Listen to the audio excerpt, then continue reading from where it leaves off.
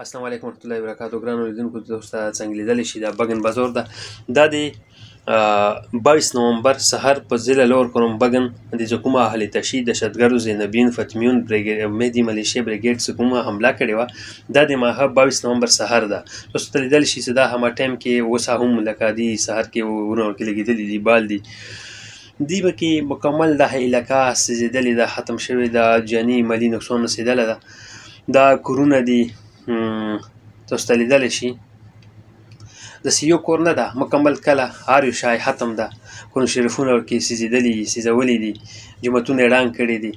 دا کوم زینبین فتمیون مهدي ملیشې او دا کوم شیعه او دهشتګردو چې کوم حمله کړې وه ماهو پکچر به هم زه د دور کې واچوم، لیکن چونکې اوسه پورې ماهو خلاف څه کرویي نه ده شوې، د حکوم دهشتګرد یو خلاف نیولې کرویي نه ده شوې، ګرفتار نه دي شوې.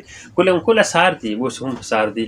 دا ظلم انتها چې اوس دا ځینې خلک هزا سره کوي، لکه بله ورځ ما یوه ویډیو لګولې وه کسانو سو ما وایي چې دا هزا ایریا ده، دا هزا ده. ما ورته نه دا هزا نه ده، د تو پاکستان هزا ده، یعنې د تو پاکستان په خپل علاقې ته نه خبر درلې ورکړم بګن څه کومه ده اه ده ما چې پنجاب کې تو ته ځکه پاتې نه لګي نه دا ایره وګوره دا بالکل هزا سره سم ده. نو دا ظلم زیاتی اوسه پورې حکومت په دې خاموش ده. د کوم دهشتګردو حمله کړې مها منطقې خلاف څه کروي نه شي. اورپوسه په دې علاقې بګن کې هم اپریشن وکړلو، په دې علاقې کې دوباره نه درې څو اپریشن یې وکړلې، دا ځکه بیا اپریشن وشو، وسلې ټولې کړل شو. السلام علیکم.